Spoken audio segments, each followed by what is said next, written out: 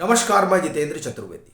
आपसे आग्रह रहेगा कि अगर मतांतर से नहीं जुड़े हैं तो जुड़िए, वीडियो को लाइक करिए और साझा करना मत भूलिए। आम आदमी पार्टी के साथ दिल्ली में हाथ मिलाना कांग्रेस को भारी पड़ गया और जो कसर बाकी रह गई थी वो कन्हैया कुमार और उदित राज को टिकट देने के बाद पूरी हो गई। अब सवाल उठता है कि हुआ क्या। तो दरअसल वही कहानी आपको बताऊंगा जो इन दिनों दिल्ली कांग्रेस में चल रही है। और जिस तरह से तमाम चीजें बाहर निकल कर आ रही हैं उससे जाहिर हो रहा है कि कांग्रेस और ये जो इनका अपना गठबंधन है उस गठबंधन को लेकर किस तरह की गठबंधन है और टिकट बंटवारे को लेकर किस तरीके की रसाकसी है। हुआ क्या कि अमरिंदर सिंह लवली जो दिल्ली प्रदेश कांग्रेस के अध्यक्ष हुआ करते थे उन्होंने इस्तीफा दे दिया और जो इस्तीफा है वो यूं तो उन्होंने दिया था 27 अप्रैल को ही, बात 28 अप्रैल को बाहर आई। उस इस्तीफे में जो चीजें वो कह रहे हैं वो दरअसल कांग्रेस आला कमान के लिए किसी सदमे से कम नहीं है। और फिर यह भी पता चलता है कि कांग्रेस में निर्णय किस तरह से होते हैं। जो लोग लोकतंत्र की बात कर रहे हैं वो किस तरीके से पार्टी को तानाशाही रवैये से चलाते हैं, वो अमरिंदर सिंह लवली के पत्र से बाहर आ गया।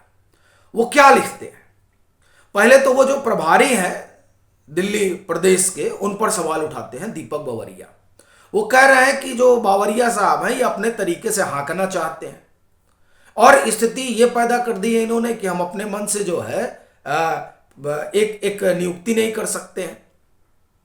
दूसरी चीज जो उनको खटक रही है और वो आप देखिए कि दिल्ली के तमाम जो सीनियर लीडर हैं उन सबको खटकी आम आदमी पार्टी के साथ गठजोड़ करना। और ये सवाल तब भी उठा था कि जो आम आदमी पार्टी पंजाब में कांग्रेस के साथ समझौता नहीं कर रही है वो आखिर में दिल्ली में मरी क्यों जा रही है कि नहीं हमको कांग्रेस के साथ जाना है।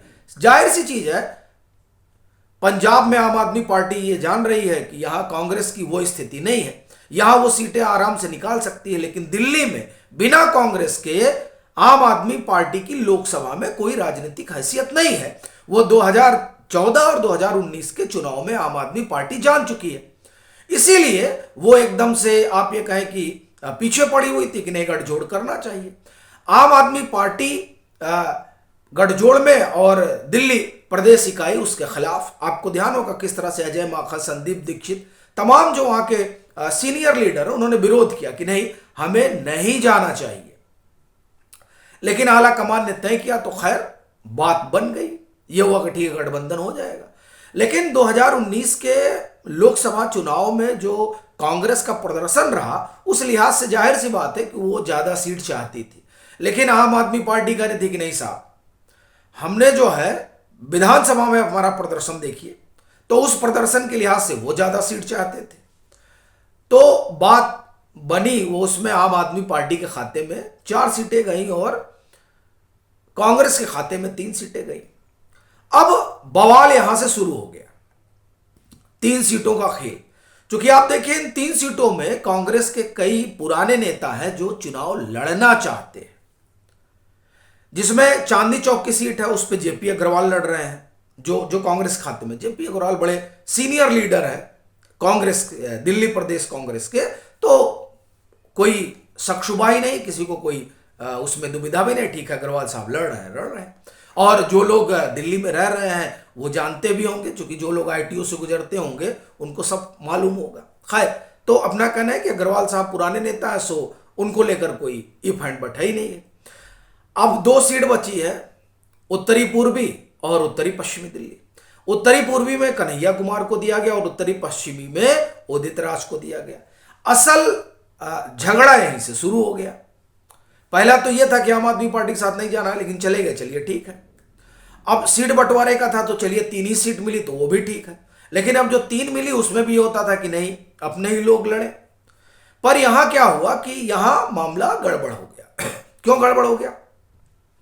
देखिए, जिस सीट से उदित राज लड़ रहे हैं उस सीट से राजकुमार चौहान जो है वो चुनाव लड़ना चाहते थे, और जिस सीट पर कन्हैया कुमार चुनाव लड़ रहे हैं यानी उत्तरी पूर्वी दिल्ली, उस सीट से संदीप दीक्षित चुनाव लड़ना चाहते थे। बताया जाता है कि संदीप दीक्षित का नाम वगैरह भी तय हो गया था और इस बाबत खबर भी आई थी कि किस तरह से जो है खबरें मतलब ये तो थी कि वहां बड़ा फाइट हो गया, लेकिन उत्तरी पूर्वी दिल्ली को लेकर जब चर्चा चल रही थी उस दरमियान एक बैठक होती है जिसमें संदीप दीक्षित और अमरिंदर सिंह लवली, कन्हैया कुमार और दीपक बावरिया, चूंकि वो प्रभारी भी है और तमाम जो नेता होते हैं वो मौजूद होते हैं और बताया जाता है कि वहां बड़ा गुत्थम गुत्था होता है। क्योंकि जाहिर सी बात है कि संदीप दीक्षित चाहते थे उनको मिले, लेकिन आला कमान ने तय कर लिया था कि नहीं साहब कन्हैया को दिया जाएगा। तो इस बात को लेकर नाराजगी थी, वो नाराजगी जाहिर भी हुई, लेकिन टिकट जो है कन्हैया कुमार को मिल गया। अब टिकट तो कन्हैया कुमार को मिल गया, लेकिन पार्टी जो है वो दो धड़े में बंट गई। वो लोग जो ये चाहते थे कि नहीं संदीप दीक्षित को मिले, उन्होंने कहा कि नहीं हम तो कुछ नहीं करने वाले हैं, और कुछ वो लोग जो कहते हैं कि नहीं साहब पार्टी ने कहा है तो चलेंगे। अब इन दोनों के बीच जो सबसे बड़ी समस्या है वो ये है कि जनता क्या सोच रही है। कन्हैया कुमार के बारे में जिस तरह की राय शुमारी है उत्तरी पूर्वी दिल्ली में, वो कम से कम कांग्रेस के लिए तो बहुत ठीक नहीं है। यही तमाम चीजें अमरिंदर सिंह लवली बताना चाह रहे हैं और उन्होंने ये भी कहा, अमरिंदर सिंह लवली ने, आप देखिए जो उनका पत्र है उसमें वो कहते हैं कि कन्हैया कुमार साक्षात्कार दे रहे हैं और साक्षात्कार में बता रहे हैं कि सारा काम तो जो हुआ है शिक्षा के क्षेत्र में, स्वास्थ्य के क्षेत्र में, वो सब किसने किया है, वो सब अरविंद केजरीवाल ने कर दिया है। अब बड़ी बात तो यही है कि आप कांग्रेस के उम्मीदवार हैं, भले से ही गठबंधन में है लेकिन आप कांग्रेस के उम्मीदवार हैं और इसी दिल्ली में कांग्रेस को विधानसभा का चुनाव लड़ना और विधानसभा के चुनाव में आप आम आदमी पार्टी के मुकाबिल होंगे। तो अभी तो आप कह रहे हैं कि शिक्षा के क्षेत्र में, स्वास्थ्य के क्षेत्र में, इंफ्रास्ट्रक्चर के क्षेत्र में जो काम हुआ है वो सब अरविंद केजरीवाल की सरकार ने किया है। तो जब 2025 में विधानसभा का चुनाव होगा तो किस मुंह से विरोध करेंगे? एक दूसरा, कांग्रेस का अपना स्टैंड रहा है वो ये कि जितने यहां पर काम हुए हैं वो शीला जी की सरकार में, और ये सब जानते भी हैं कांग्रेस का क्या स्टैंड रहा है। ये लोग दिल्ली में कहते भी हैं कि असली काम तो शीला जी ने किया और आम आदमी पार्टी के दौर में तो सिर्फ रंग रोगन हुआ है काम के नाम पर, और ये कांग्रेस भी कहती है। तो अमरिंदर सिंह लवली कहना है कि ये कैसे कर रहे हैं कि ये जो है अरविंद केजरीवाल के नाम के कसीदे कढ़े जा रहे हैं, तो इसे लेकर भी ऐतराज है। दूसरा, उत्तरी पश्चिमी दिल्ली वाला, यहां देखिए राजकुमार चौहान चाहते थे, उनको मिला नहीं, उदित राज को मिल गया। तो अब उदित राज कह रहे हैं कि जो हमारा विरोध कर रहे हैं उनको बाहर करिए।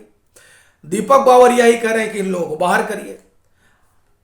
अमरिंदर सिंह लवली कह रहे हैं कि हम पर दबाव बनाया जा रहा है कि हम उन सीनियर लीडर को जो कांग्रेस के सबसे बुरे दौर में कांग्रेस के साथ खड़े रहे उनको बाहर कर दिया जाए। तो ऐसे कैसे हो सकता है?